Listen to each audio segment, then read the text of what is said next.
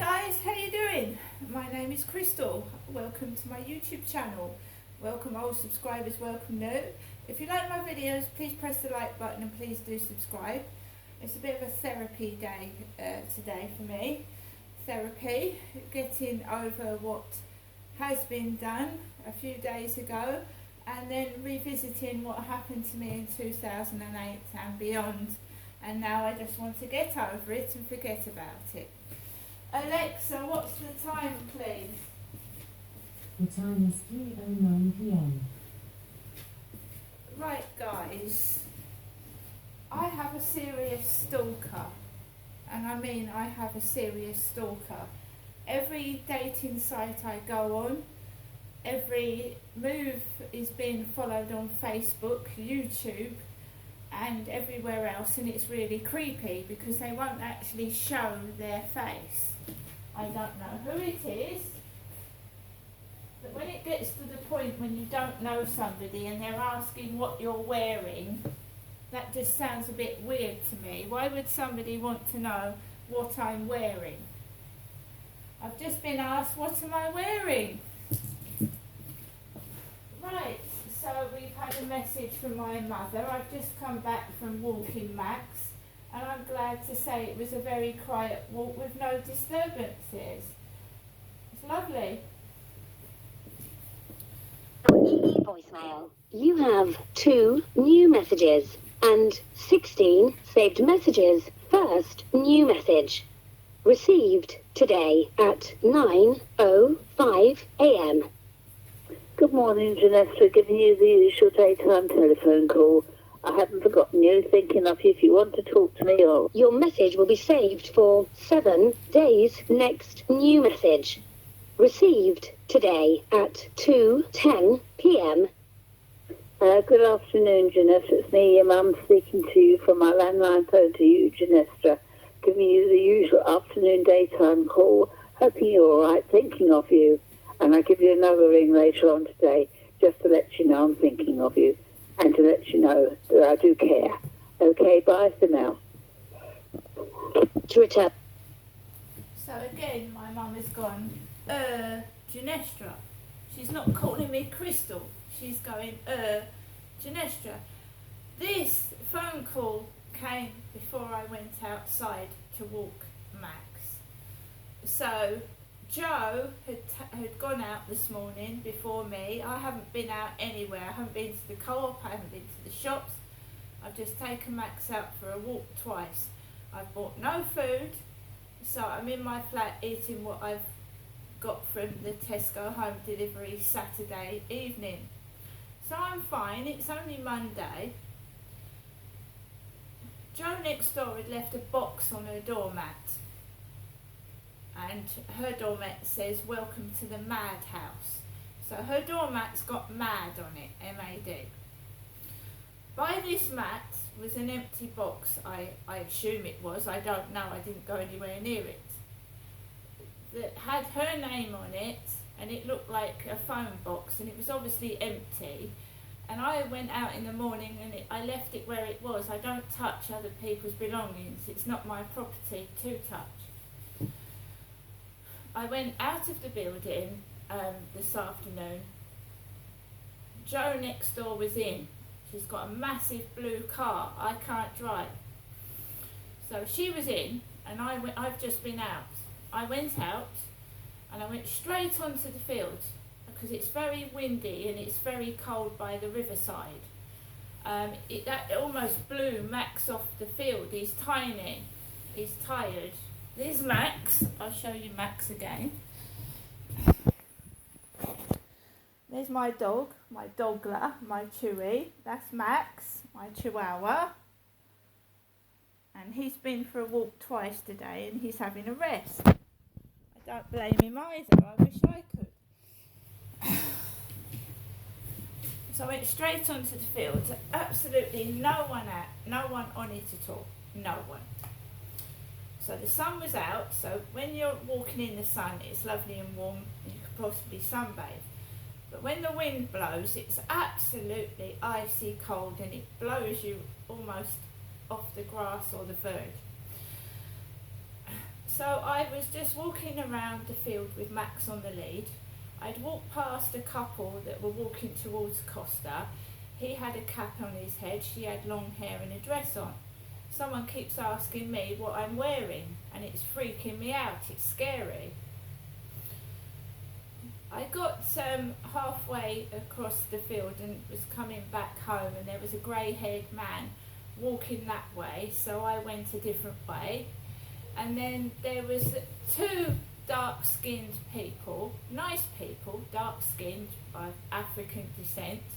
One had a coat like the guy upstairs with a hood over their head, a furry hooded coat like the guy wears upstairs.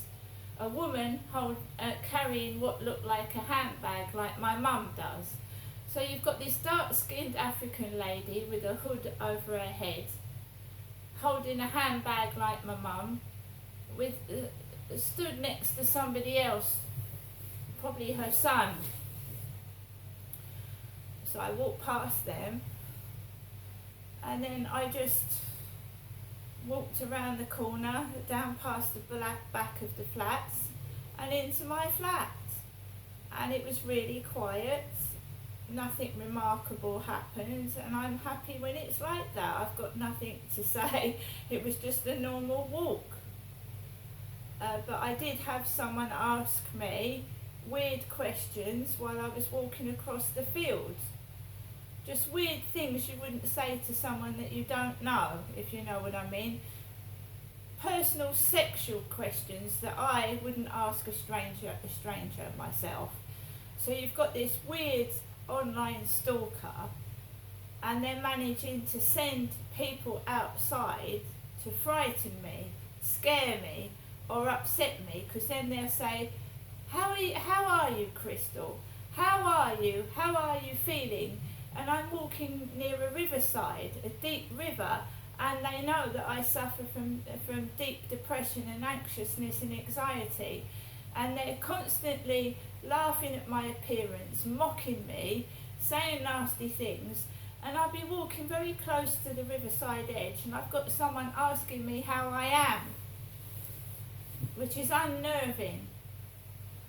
That guy made me feel awful about myself the other day. I'm not going to let it happen again. I'm ringing victim support either tomorrow or the next day after that to get some support, to see if I can get some assisted housing or something else, because I have a serious mentally ill stalker, and I've heard tales about stalkers harming people, right? And this is beginning to get a bit dangerous now, because someone sent this man to me, or this man did it or whatever, and he actually got so close to me, he started touching me, and that is not right, and it's uncomfortable, and I don't like it.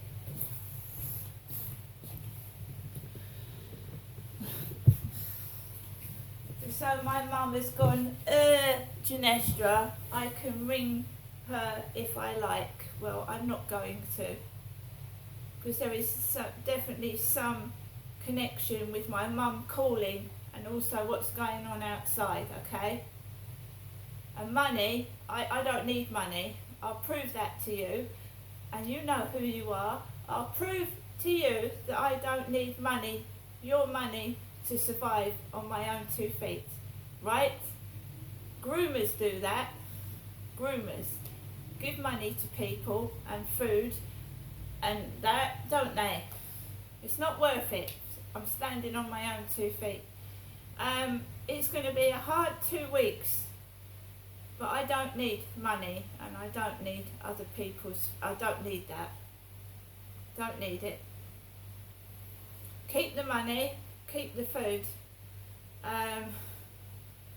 You know, I've said on a video before, my mum's gone out to the taxi driver and gone, how much for Ginestra? And what was she meaning? How much for Ginestra? Every time I go up there, I feel that an argument is initiated. I get roped up in something that I'm not, My father was a very violent man. He hit my mother, and I'm not Derek. I don't hit my mum. I don't hit my mother.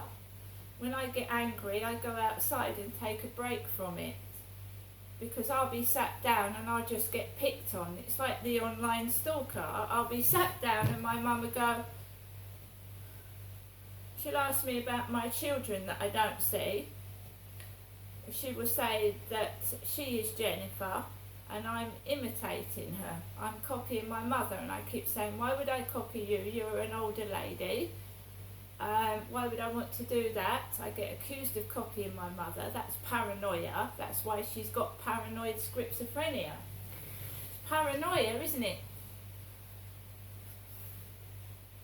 I'm just protecting myself because my mum has got into rages, and last time I saw her I got aggressively shouted at, in my opinion, for no reason at all. And paranoid schizophrenics can attack and hit people, and I've heard of paranoid schizophrenics being on the street stabbing people because they believe they're God.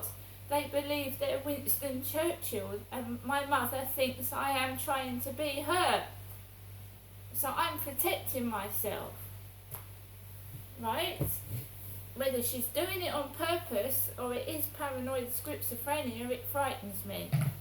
See you later.